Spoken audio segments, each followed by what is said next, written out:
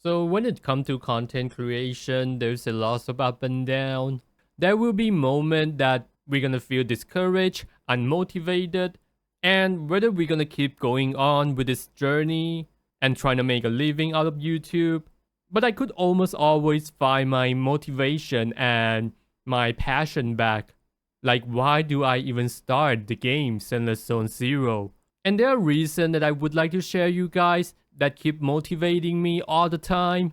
There are two of them, and they are huge. Then what are we waiting for? Okay, you guys ready? Let's go! I'm the diamond, I'm the ring, I'm the treasure, a little bit tricky. So Nicole just keep getting stronger and stronger patches after patches. And on top of that, she has always been the best A rank support in the entire game. And the other really good A rank like the Sokaku and the Piper are not even close to Nicole. Given how versatile she is, you could put her in pretty much any team comp and it would work. Even with the Rupture agent like the Yixuan.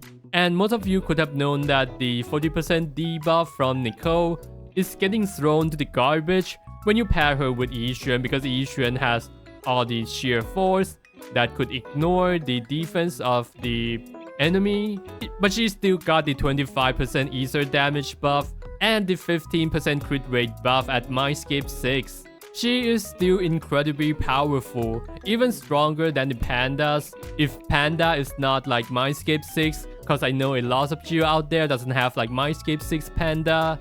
Well, guess what? It turns out that Nicole is straight up better than pandas by miles. And I'm talking about the Mindscape 6 as I check the number from the past, so forget about panda.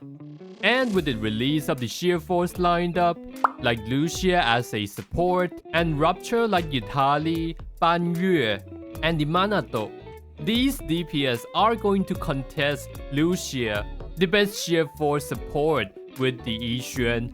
So there would be some situation that you couldn't pair Lucia with the Yixuan because you also pull for other Rupture.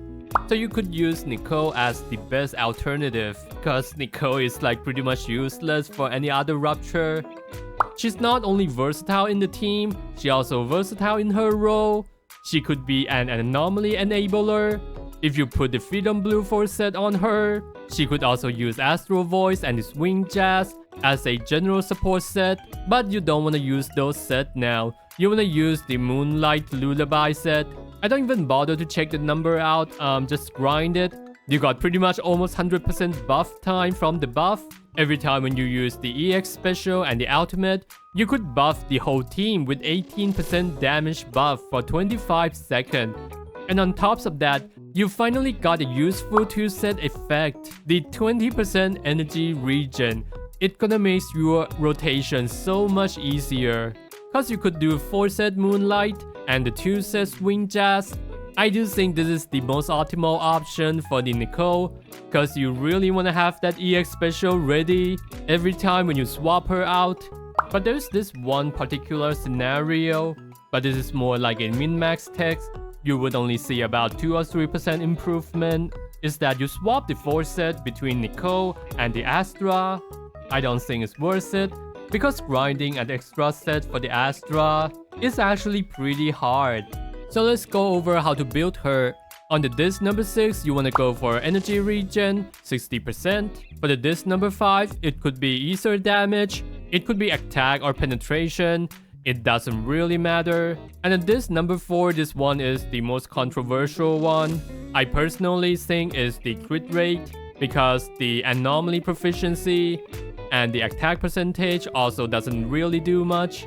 It's being tested in the JP side over and over that crit rate is the most optimal choice. With that said, the differences is not significant. And as for the substat, is crit rate, crit damage followed with the attack percentage. But again, those are like the min-max goal. So you could still play Nicole without those substat and you would still be fine. So let's go over some of the basic tech of Nicole. So if you look at the buff on the top right, if I pop the skill here, So you see the buff is there all the time, and as soon as the orb vanished, the 3.5 second countdown started. So it's actually a lot longer than you think. So as I tested it, you got about more than 5 seconds of debuff time if you swap to the DPS immediately. And if you hold skill all the way with Nicole, you would get almost 7 seconds. So it's not as short as it seemed to be. And Miyabi be like, I'm chilling. The chain attack variation surprisingly has the lowest debuff duration, while the ultimate variation give about almost 6 seconds of debuff, which is decent. So if I list it all out, it's gonna be looking like this. But with that said, the debuff duration is overall pretty short, so you do want to use powerful attack right after you pops the debuff. It could be Miyabi Owl's enhanced basic attack, Evelyn chain attack, Anby's aftershock, and generally ultimate of DPS of your choice. And if you don't do it quickly, you could be losing a lot of debuff. Especially the last hit of the DPS are generally account for a really huge amount of damage. And when you're playing Nicole, there's this one simple text that you really want to learn. It's really simple, but it's really effective. So let's say if I apply a debuff, Evelyn quick assist out, but instead of waiting for her quick assist animation finish, you could actually just skill and pop your out right after you quick assist, while skipping the quick assist animation. And you could do that with pretty much any quick assist. Like you could also 100% do that with Astra, quick assist, the out would still be there. So now let's get into the practice. Now we're gonna talk about the basic stun rotation. The most general combos is to start with Nicole's hold skill, and then you cancel the chain attack into the ultimate. And after the ultimate, you chain attack into the Nicole to get another buff, and then follow with another powerful attack. And in this case, it's gonna be Miyabi enhanced basic attack. And this is another examples with my Nicole.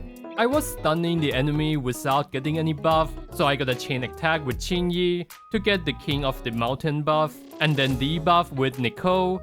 And again, cancel chain attack into ultimate.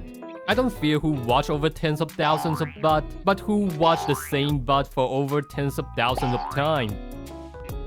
Then I use 2 skill to get another out, and just look at how quickly the transition from Nicole's ultimate into Yixuan's ultimate. So definitely don't underestimate the power of quick assist into the ultimate.